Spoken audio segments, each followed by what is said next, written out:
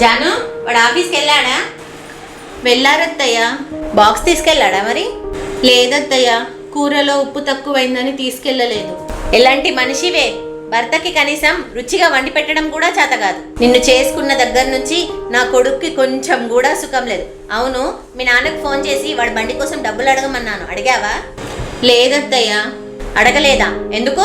వాళ్ళ దగ్గర ఎక్కడి అత్తయ్య, నా పెళ్లికి చేసిన అప్పు తీర్చడానికే వాళ్ళు నానా కష్టాలు పడుతున్నారు. మళ్ళీ ఇప్పుడు నేను వెళ్ళి మా ఆయనకి బండి కావాలంట నాన్న కొనివ్వండి అని అంటే మళ్ళీ ఎక్కడో ఒక దగ్గర అప్పు చేసి కొనిస్తారు. కానీ నేను అడగను, ఎందుకంటే నా వల్ల వాళ్ళు ఇంకా అప్పుల పాలు కావడం నాకు ఇష్టం లేదు అత్తయ్య.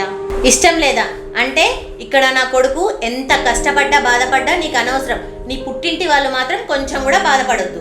అయితే ఇక్కడ ఎందుకున్నావు? నీ పుట్టింటికే వెళ్ళిపో. నేనెందుకు వెళ్ళిపోవాలి అత్తయ్య? నువ్వు మొదటి నుండి నాకు నచ్చలేదు, అలా అని పెద్ద అందగత్తెవు కాదు. సరే, కట్నమన్నా తీసుకొచ్చినావంటే కట్నం కూడా తీసుకురాలేదు. నువ్వు ఈ ఇంట్లో నుండి వెళ్ళిపో. అప్పుడు నా కొడుకు నేను రెండో పెళ్లి చేస్తాను. అప్పుడు కానీ నా కొడుకు కోరికలన్నీ తీరవు.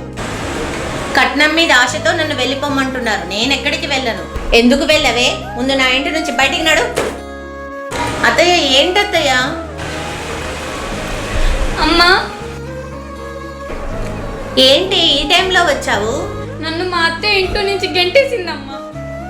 నాకు పిల్లలు పుట్టట్లేరని మా ఆయనకి రెండో పెళ్లి చేస్తుందంటమ్మా. పిల్లలు పుట్టలేదని వెళ్ళగొడుతుందా? ఇది అన్యాయం. మరి మీరు నాకు చేసేది అన్యాయం కాదా?